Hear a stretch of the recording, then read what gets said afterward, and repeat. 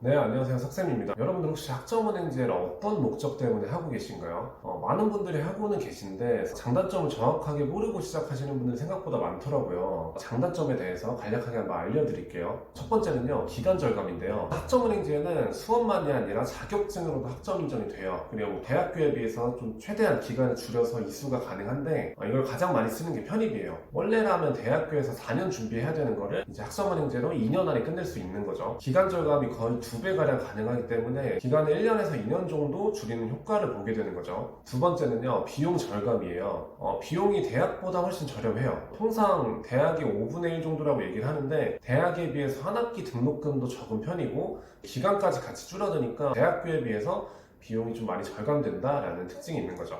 세 번째는요, 자격증으로 학점 인정되는 건데요. 자격증은 취업이나 스펙으로도 쓰이지만 학점은행제에서는 학점으로도 인정을 해줘요. 자격증을 앞으로 이제 딸 계획이 있었다 하면 활용할 수 있게 되는 거죠. 만약에 내가 먼저 따둔 게 있다고 하면 그게 학점으로 인정되는지도 꼭 확인을 해봐야 돼요. 네 번째는 학위에 대한 효력인데요. 법적으로 대학교랑 동등한 효력을 가져요. 편입이나 아니면 대학원, 산업기사, 기사 응시 자격 이런 걸로 이제 활용을 할 수 있는 거죠. 아니면 공인회계사 응시 자격을 갖춘다든지 사회복지사나 보육교사, 평생교육사, 건강가정사, 장애영유아 보육교사 이런 그 자격증 자체를 과목으로 이수하는 형태는 학점은행제로 아예 따는 것도 가능해요. 다섯 번째는 온라인이라는 건데요.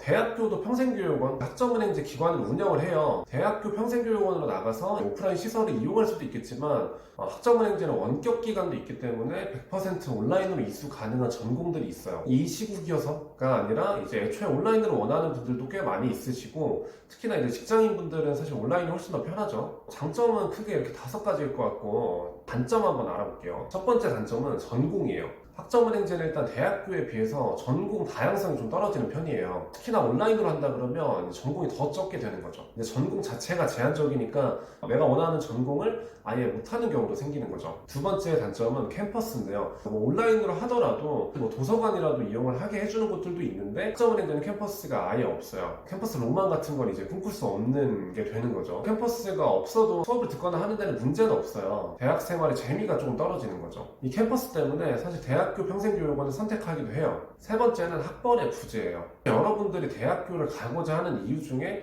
많은 비중을 차지하는 게 학벌이잖아요. 흔히 말하는 졸업장이죠. 학점은행제는 교육부 장관 명의로 이제 주관이 되는 제도고 졸업을 해도 대학교 졸업장이 나오는 게 아니라 학위증이 수여되는 거예요. 교육부 장관 명의의 학위증이 나오는데 졸업장이랑 구분을 하면은 구분이 되는 요소예요. 연대 나왔다 아니면 고대 나왔다 내 최종 학교를 좀 어필할 수 있는 이런 장점은 없다는 거죠. 근데 내가 직장 때문에 학벌이나 이런 것보다는 내 상황을 고려해서 학력이 우선이다. 학점은행제는 그때 좀 추천드릴 수 있죠. 네 번째는 잘못된 정보예요. 내가 어떤 과목을 들을지만 정하는 게 아니라 내 전체적인 계획을 짜는 제도다 보니까 잘못된 정보로 접근하는 경우가 좀 있어요. 예를 들면은 한 학기에 들을 수 있는 과목이 최대 8과목인데 한 학기에 9과목을 들어버려서 한 과목을 버려야 한다든지. 학점은행제를 여러분들이 이제 검색하시면은 정식 이제 사이트가 나와요. 학점은행제 사이트가 나오는데 여기를 봐도 사실 다 파악하기 좀 어려워요. 학점은행제 이제 플래너라고 하죠. 담당하는 사람들하고 진행을 같이 하는데 이 담당자들도 잘못된 정보를 알고 있는 경우가 좀 있어요. 담당자만 믿고 진행을 했다가 오히려 졸업을 못하게 되는 경우도 생기게 되는 거죠. 다섯 번째는